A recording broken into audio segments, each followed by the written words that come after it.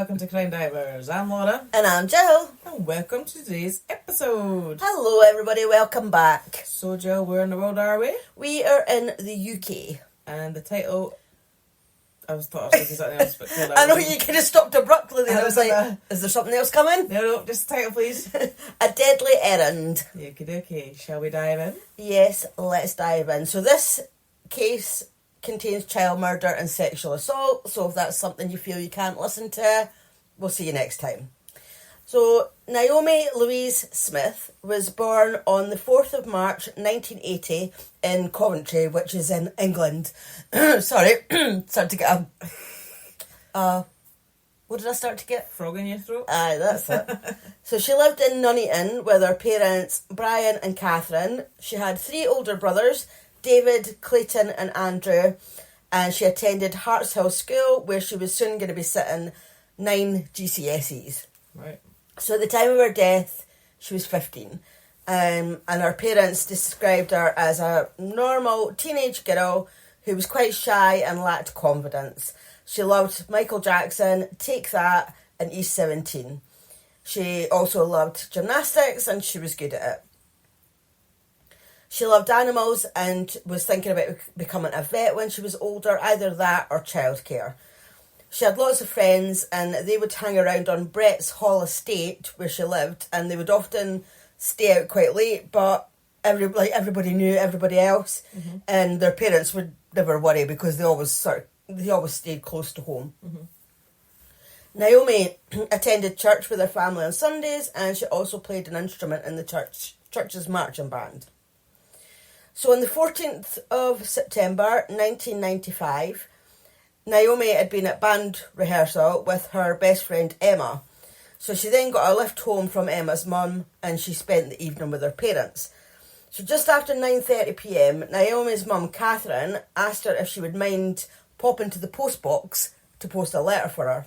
Mm-hmm. So the post box was really close, like literally just round the corner. Right. So it would take her maybe 5 minutes, if probably not even 5 minutes, to get there and back. That's how close it was. Just a few minutes, Yeah. So at 9:45, Naomi left the house, and her parents expected her back, like I was saying, a few minutes later. But when she hadn't returned by 10pm, they were like kind of going, "That's been 15 minutes. Like, why? What's keeping her?" Mm-hmm.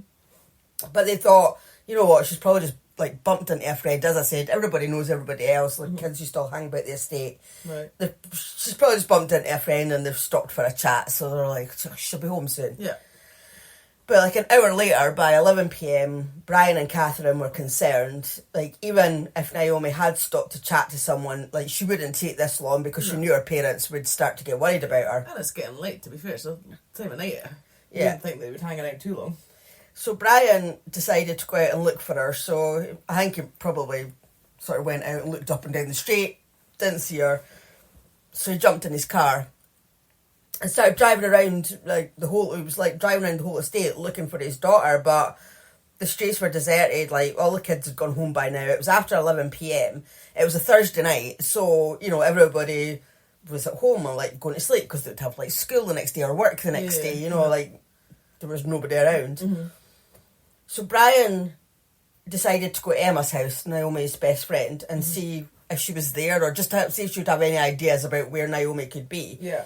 So he knocked on Emma's door, but she hadn't heard from Naomi. She hadn't seen her since the band rehearsals earlier. Right. So now Brian was seriously worried, especially because he could see how worried Emma was. You know, this wasn't a kind of, she's covering up for her or, you know, anything like that. It's like he could see that she was worried. Mm-hmm. So Emma wanted to help look for Naomi, so she jumped in the car with Brian and they drove around the estate again, but there was no sign of her. Mm-hmm. So they then stopped at the local park called Ansley Common, where the kids would hang out a lot. It was now just before midnight, and they got out of the car and straight away they saw something under the slide. Right. So as they got closer, they realised that it was Naomi, and she was covered in blood from where her throat had been cut. Oh, God. So they called emergency services, but when they got there, Naomi was pronounced dead at the scene. So her Sorry, but This frog is on your I throat. know. Her autopsy showed that the cause of death was from the wound to her neck. It was really deep and near enough went from ear to ear. It also showed that Naomi had been sexually assaulted and her genitals had been mutilated with the same knife that had been used to slash her throat. Right. And there was also a bite mark on her left breast. So this was clearly a brutal and frenzied attack. And the police started an investigation headed by DS Tony Bayliss of the Warwickshire Police because obviously, it was dark, they had to wait a few hours till first light to, search the park for clues. But unfortunately, it rained like really heavily in the few days following the murder. Right. So obviously that didn't help when looking for evidence as the rain washed away like any blood, DNA, all washed away. Not great. So they'd been hoping that maybe the killer had thrown the murder weapon somewhere, but, they didn't find it. So at the scene of the crime was just no help at all. Uh-huh. So the police asked to get the post box opened up to see if Naomi had even managed to post the letter, and she had. So we know that she had made it to the post box. Right, okay. And she must have been on her way back. That's scary, isn't it? Like, when someone approached her. Considering, like you said, if it was only like a few minutes journey there and back. Yeah, like I actually saw on on YouTube, I saw a video where it shows you, so it must have been like a drone kind of thing, so you could see above the house and you could see where the post box was, and it was sort of just to the end of our street and just round the corner. I mean, like kind of like where your post box is. I was just going to say that. I know this isn't any help to our listeners, but if you think about where the post box is from my house, that was basically what it was like. Yeah, just basically along the street, right away corner. And that was it. Yeah, so, it's the same with me. If I walked to that post box and back, I could be home within less than 5 minutes, like 2 or 3 minutes, probably. But 3 or 4 minutes, I would say. Yeah. So that's how close it was. So the police assigned 50 officers to the case, and they started knocking on doors, taking statements. DS Bayliss made several appeals directly to the public through the media, and even let cameras follow a team of detectives during the investigation. One witness who had been driving in the area told police that they saw Naomi standing beside the post box as if she was waiting for someone. Right, okay. And there was a girl who lived across the road from the post box, and she said that she saw Naomi post the letter, but then she kept on walking. Rather than turning around and going back, she kept on walking, but then after a few steps, Naomi paused, and then she turned back towards the direction of the post box. So it was as if she was start to walk somewhere and thought, actually, no, I better go home. Yeah, or something's made her decide, something's obviously stopped her in her tracks and thought, no, I'm going back that way. Yeah. And then the witness then said that Naomi paused at the entrance to an alleyway and then started walking down and was soon out of sight. So, as I said, if you kind of walk to the end of the street, round the corner, and you've got the post box, and then sort of round from the post box, there's an alleyway. So I think it more or less goes behind Naomi's house, this alleyway. Uh-huh. And the alleyway leads to the park where she was found. But I think you can actually get to her house going down that alleyway, but it would be sort of going round in a circle. Yeah. But I mean, she maybe would take that way to go home just for I'll just have a wee wander, get some fresh air. Yeah, I mean... But, or she could have been heading towards the park. Yeah, I mean, sometimes there's no rhyme or reason, or if you know how it said that, she didn't obviously turn back on herself when she first went to the post box, but for whatever reason she went the other way. Did she see somebody or see something that she's like, it's a bit creepy at this time of night, and that's why she turned around and walked a different way? Or she could have. I mean, I've done it myself. Yeah, that's what I'm saying, because if I've been out on a walk, say in the dark with the dogs, sometimes I'll be like, there's a few people up there, so I'll be like, I know I can go a different way, so I'll take a different way. Or I have turned back on myself if the dog's say she's been to the toilet and she's all good, and I'm like, well, this is just a quick walk at night time, so I'll literally go, right, she's been to the toilet, and I'll just turn around and I'll come back the way I've come as well. So it's not, sometimes that can just, anything can make you change direction. So I mean, I've done it myself. I've done it not that long ago. I was walking with Lily, the dog, and I saw somebody coming towards us, so quite a distance away, but I could clearly see that they were drunk, because they were kind of stotting about, swaying, and I was like, I just don't feel. I just feel a bit uneasy. So I actually turned round because I just walked past like another street. So I just kind of walked back and then went along that street and just went a different way. So exactly. So you never know. She could have seen. It does sound like maybe that's what's happened. Is that she's maybe seen somebody that she's just thought, I don't want to walk that way now, so I'm gonna like. But why would she be walking that way in the first place, though? Well, this is true. Yeah. I mean, unless she was doing could she do a circle the other way as well, or? I have no idea. I mean, obviously we're never going to know exactly why she decided to go that way, are we? No. So, a cyclist had been cycling along the main road where the post box was, and he reported that he saw a man run out of the alleyway. He described him as being between age 20 and 25. Of an athletic build and with short, blonde, spiky hair that looked bleached. So 2 days after the murder, the 16th of September, police held a press conference to appeal for information, as there had been 3 or 4 youths seen in the area near Naomi's house, sort of not long before that or whatever. So detectives were hoping they would come forward, and they offered a £10,000 reward for any information that might lead to a conviction. Mm-hmm. Naomi's parents, her half-brother David Smith and her best friend Emma, they also made appeals for witnesses to come forward. The following day, the 17th of September, the police took the unusual step of telling the public what Naomi's injuries were. So, of course, they asked for the parents' permission first. And they all thought that maybe because, like, if somebody was covering for the murderer, like, knowing these details because they were so brutal and horrific, that maybe that would encourage them to come forward, hearing exactly how bad it was. I mean, it's bad enough that somebody's murdered somebody anyway, or they might not even be knowing that they murdered somebody. They might be covering for somebody, just saying, well, I know you didn't do it, but you haven't got an alibi, so I'll just say you were with me, kind of thing. So,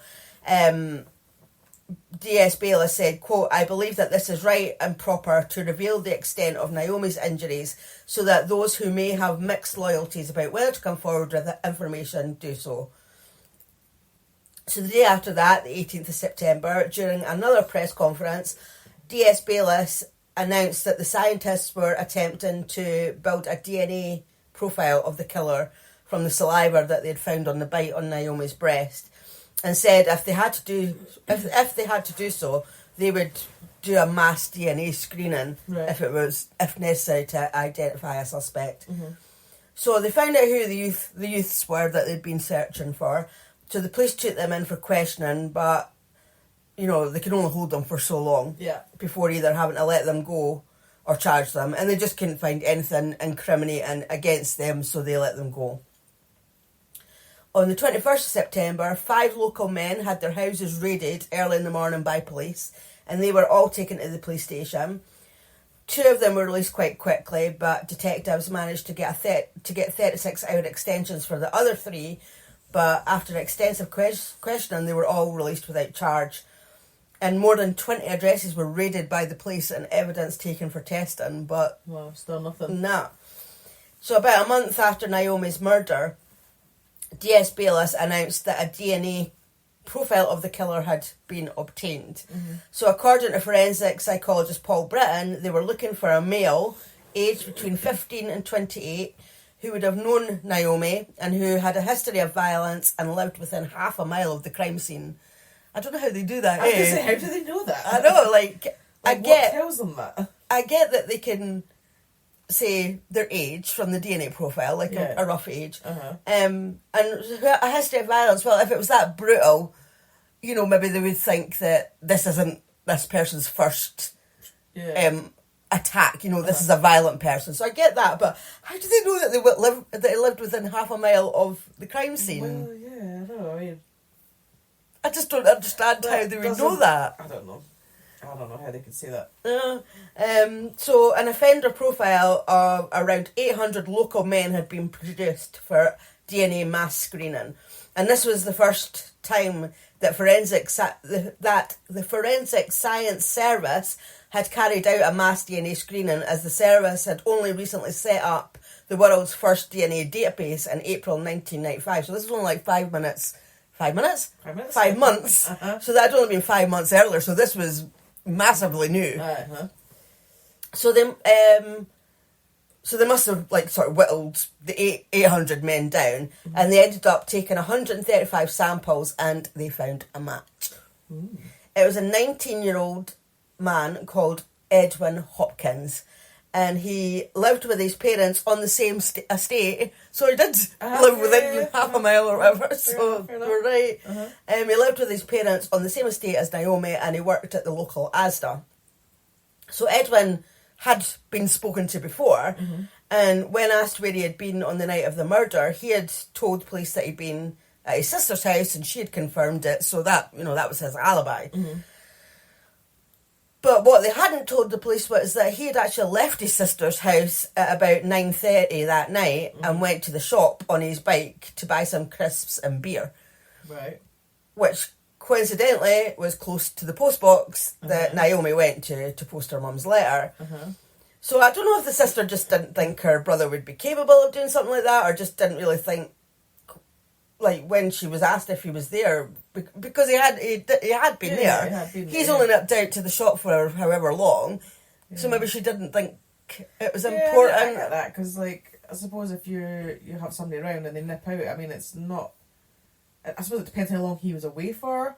Well, yeah, I'll obviously get onto that, and, like, looking back, it's suspicious, but she maybe, I don't know, as I said. But again, she could have thought that he'd bumped into somebody and was chatting away or whatever, so you just, if people know each other in the estate, it's easy to end up in a conversation with somebody at the shops, and that takes you, makes you longer if you're just nipping out than you thought you would be, but I don't know.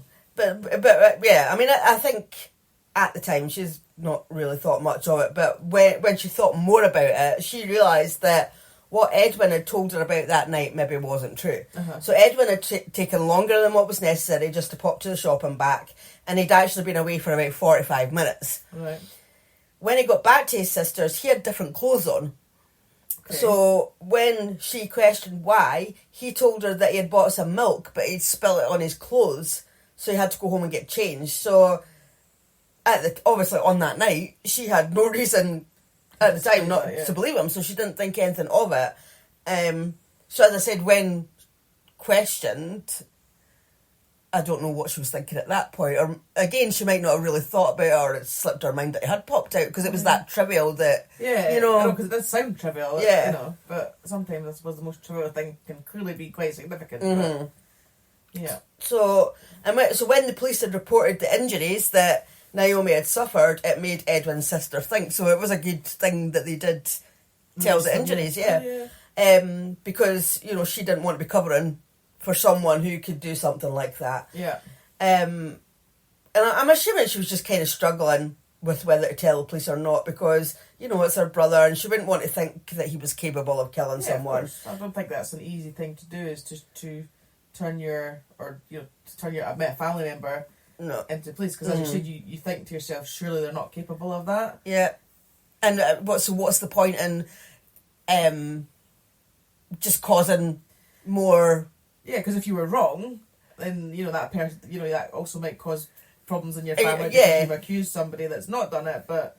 And then sorry. So I was going to say, it's just a difficult situation to be in, because I think, obviously, she has clearly wanted to do the right thing, eventually. Yeah. But it's not just as clean and cut and dry as just going, oh, right, okay, I'm going to police, because there'll be a lot of emotions and feelings and stuff with that, so... And there is the thought that maybe, it's not going to be, he did pop out for 45 minutes, but it's not him, so I don't want to waste the police's time when they could be actually finding the right person. They could be thinking like that, because I wouldn't want that. I would never in a million years think that you would murder anybody, but you might. And I could imagine me being like, well, she did pop out for 45 minutes, but nah. What's the point? There's no point in telling the police, because it's not going to come to anything. Yeah, exactly. That's it. And then you're kind of in denial about it as well. Yeah. You're just like, you don't believe that could honestly be true.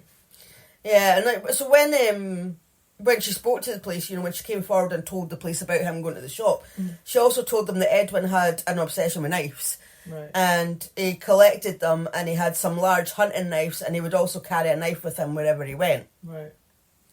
He enjoyed killing and skinning rabbits, and one day he actually asked one of his friends to help him kill and skin a sheep, but the friend refused, and as far as I can see, I don't think Edwin went through with it. Well, he might have, but there was nothing reported that he did. So, but it's always that always seems to be how it starts, doesn't it? They have this obsession with killing animals, and then it seems to progress. If you know that anybody who likes to kill animals, then and because it very likely will result in them wanting to take that step further. Yeah.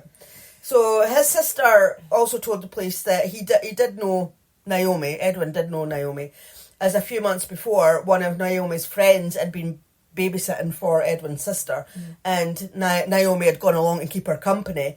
Edwin had arrived at some point, and he told Naomi and his friend about his knife collection. I doubt he told them about killing animals because she was an animal lover and whatnot. But Naomi seemed quite impressed. Mm-hmm. I mean, like, he was an older guy, you know, and he was bragging about stuff. And she told her friend that she fancied Edwin, and like she would often go to Asda where he was working just to see him, and he figured out pretty quickly that she liked him. Like, he knew. So the police now looked into Edwin's criminal record and found that this actually wasn't the first attack that he'd been accused of. A woman had previously reported Edwin for attacking her in that same park where Naomi was murdered. She told them that she'd been walking through the park when Edwin had came up to her and just started chatting to her. And she said that he seemed okay, like he was friendly, and she chatted back to him, and he offered her a cigarette, so like they sat down, had a smoke together, chatted for a while, and then she was like, right, you know, I'm on my way home now, bye, see you, nice to meet you, and she started to walk away. But as she was walking away, she heard footsteps coming up behind her, so she turned round, and she saw that Edwin was following her. So now she's thinking, oh, maybe he's not so friendly after all. Yeah. And she sped up, but he caught up with her and he jumped on her from behind. She fell to the ground and he pinned her down and he tried to rape her, but she fought and she managed to fight him off. And she ran away and she got herself to safety and reported him to the police. Police saw in the report that Edwin had bitten her on the breast, just like he had done with Naomi. Right, okay. Unfortunately, Edwin was never even arrested or charged for this attack. It was noted down on his file. But really? So he wasn't even out of that stuff? No, I don't know why, but yeah. But police had the evidence to charge him for Naomi's murder, and his trial began on the 22nd of January 1997 at Birmingham Crown Court. So Edwin denied the murder, and he was still insisting that he was at his sister's house that night and that they were playing the board game Trivial Pursuit. He said that he had popped out on his bike at 9:30 to go to the off licence to buy beer and crisps, and that while he was out he didn't see or hear anything suspicious. Well, of course you didn't, because you were the suspicious one. Ah, exactly. So his sister gave evidence for the prosecution, and she told the court about him taking 45 minutes and coming back with different clothes on, saying that he'd spilt milk. She also said that he had told her that he'd been stopped by someone telling him off for having no lights on his bike. I don't know what that had to do with anything, but that's what he told her. Right. And she also told the court about his obsession with knives. So Andrew Walker, who was a forensic what's that word? Odontologist, you know, a dentist person. Okay. Odontologist. Well, you get orthodontist, don't you? This is an odontologist. Never heard of that one. No. Well, this guy, he had been asked to compare the bite mark on Naomi's breast to Edwin's teeth. And his teeth actually had an unusual profile because at some point in his life he'd fallen off his bike and one of his front teeth had fell out and the other teeth had moved to close up the gap. Right. So it was really easy for Mr. Walker to say that Edwin's teeth matched the bite mark exactly. Right, okay. So the jury took 4 hours, just under 4 hours to deliberate, and Edwin Hopkins was found guilty of murdering Naomi Smith. There were 11 people on the jury, and he was convicted by a 10-1 majority verdict. So one person actually thought he wasn't guilty, which, okay. You know, like the bite mark matched exactly to his teeth, like the DNA matched his. Unless they felt like there wasn't enough evidence, although to me it sounds like there was, but Yeah, but you know that's what a jury's for. Well, you know, that's it. All entitled to opinions and stuff. So yes. But it was a 10-1 majority, so he was found guilty, and he was sentenced to life imprisonment with a minimum of 20 years. The judge said, quote, "You have been convicted of murdering a young, innocent schoolgirl. It was a savage murder, a sadistic murder, and you are a very dangerous young man." So Edwin still insisted that he was innocent, and in February 2004, some doubt was actually cast over his conviction when a local man called Andrew Dexter was convicted of the torture and murder of his girlfriend Sharon Franklin. But Andrew had been questioned at the time of Naomi's murder, and he was released without charge, and the police said that no, the case wouldn't be reopened because Edwin was convicted on solid evidence. Mm-hmm. So in 2021, Edwin was moved to an open prison, and then he was released in December 2023. Oh wow, so just last year. Yeah, so he spent nearly 27 years in prison, because after serving his minimum sentence, because what was his minimum sentence again? 20 years. 20 years, yeah. Sorry. So he spent another 7 years after that, but he kept getting passed over for parole because he wouldn't admit that he was guilty of the murder. He was still saying that he was innocent. Yeah. So this was his 5th parole hearing, and after a risk assessment, the board felt that he no longer posed a risk of reoffending. So the report said that at the time of the offence, Edwin had believed that he had the right to have sex as and when he wanted to. He misused alcohol and had difficulties in managing extreme emotions, but evidence has been presented showing the progress that he has made in custody. But he obviously hadn't made that much progress because just 23 days after his release, he broke one of his licence conditions and got sent right back to prison. So that was January this year, 2024, and the latest report I've seen is from March this year, and his case has been looked at again by the parole board. So, you know, I always find, you know, they say that they when they get assessed at their parole here and they don't think that they pose a risk, like how do they know? How can they know that? Because at the end of the day, they've been confined in a prison for however many years with, you know, very strict rules and locked up in cells and stuff like that. So. And not having access to, like, you know, that, like, for instance, he murdered a 15-year-old girl. Mm-hmm. Well, he doesn't have access to any young girls, so of course he's not going to... Well, exactly. So how do you know that he's not going to just... Because, I mean, there has been many cases over the years that I'm sure you've heard, I've heard, where people have been in prison for whatever their crimes are.